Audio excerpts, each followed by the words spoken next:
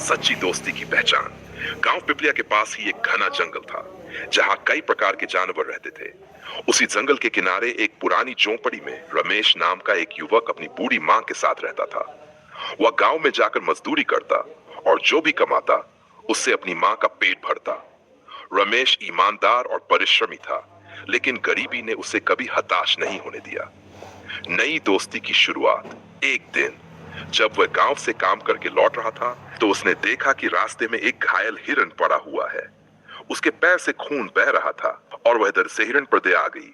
उसने अपनी कमीज का एक हिस्सा फाड़कर हिरन के घाव पर पट्टी बांध दी। फिर वह उसे अपनी झोपड़ी तक ले आया और बड़ी सावधानी से उसका इलाज करने लगा। कुछ ही दिनों में हिरन स्वस्थ हो गया और खुशी खुशी रमेश के साथ झोंपड़ी में रहने लगा।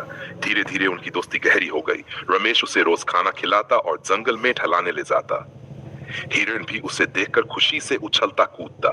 ईर्ष्या साजिश। गांव में कुछ लालची शिकारी रहते जिन्हें इस हिरन के बारे में पता चला। उन्होंने सोचा, अगर ये हिरन हमारे हाथ लग जाए तो हमें अच्छी कीमत मिल सकती है। वे रमेश के पास आए और बोले, हमें ये हिरन बेच दो, हम तुम्हें अच्छे पैसे देंगे। लेकिन रमेश ने साफ मना कर दिया, यह मेरा दोस्त है, मैं इसे बेच नहीं सकता। यह सुनकर शिकारी क्रोधित हो गए और उन्होंने हिरन को चुराने की योजना बनाई। एक रात जब रमेश गहरी नींद में था, उन्होंने चुपके से उसकी झोंपड़ी से हिरन को पकड़ लिया और जंगल की ओर भाग गए। सच्ची दोस्ती की परीक्षा। सुबह जब रमेश उठा तो उसने देखा कि उसका प्यारा दोस्त गायब था। वह बहुत परेशान हुआ और तुरंत जंगल की ओर दौड़ा। उसने हर जगह उसे आवाज दी, लेकिन कोई जवाब नहीं मिला। तभी एक तोते ने पेड़ से कहा, रमेश, तुम्हारे हिरन को कुछ शिकारी पकड़ कर ले गए हैं, वे उसे नदी के किनारे ले गए हैं। रमेश तुरंत वहां पहुंचा और देखा कि शिकारी हिरन को रस्सी से बांधकर कहीं ले जाने की तैयारी कर रहे हैं। वह गुस्से से बोला, तुम लोग इसे छोड़ दो। शिकारी हंसने लगे और बोले, अगर तुझे इसे बचाना है तो हमें पैसे दे। रमेश गरीब था, लेकिन उसने हार नहीं मानी।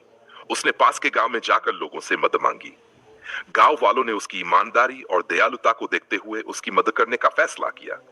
वे लाठी डंडे लेकर शिकारी के पास पहुंचे और उन्हें पकड़ लिया। डर के मारे शिकारी हिरन को छोड़कर भाग गए। खुशियों की वापसी। हिरन खुशी रमेश के पास आ गया और उसके चारों ओर घूमने लगा। उसकी आंखों में कृतज्ञता के आंसू थे। गांव वालों ने रमेश की प्रशंसा की और कहा, तुमने सच्ची दोस्ती की मिसाल कायम की है। अब हिरन और रमेश पहले से भी ज्यादा अच्छे दोस्त बन गए। वे हर दिन साथ समय बिताते और एक दूसरे का ख्याल रखते। कहानी से सीख।